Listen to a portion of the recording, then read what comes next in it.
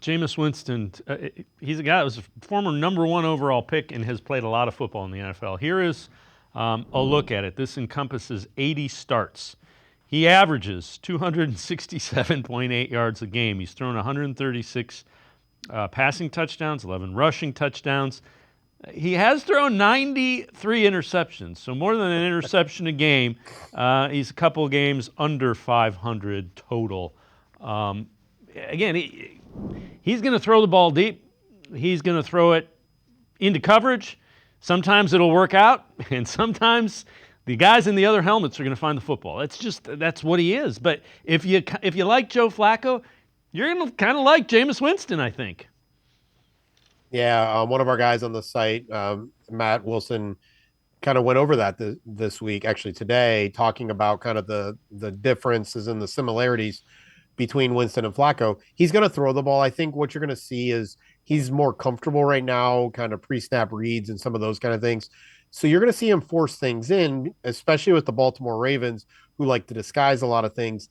You're going to see some struggles when there is post-snap movement in the defense. So if they line up in cover two with the kind of that shell, and then they rotate into a cover one, a cover zero, some kind of other zone kind of setup. That's where you're going to see some problems for Jameis Winston, some over the middle stuff that he struggled with at Florida State.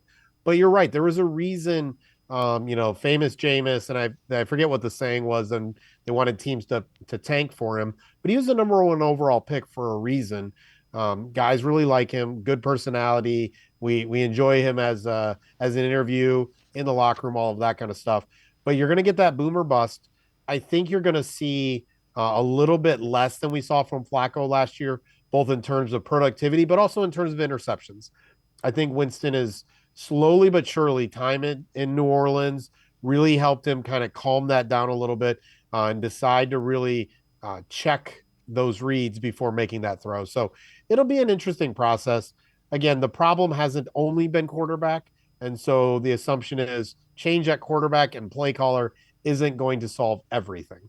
Yeah, no, without question. The one thing he has an absolute cannon, and that arm gets him in trouble because he truly believes that if the window's a little bit bigger than a football, he thinks he can fit it in there.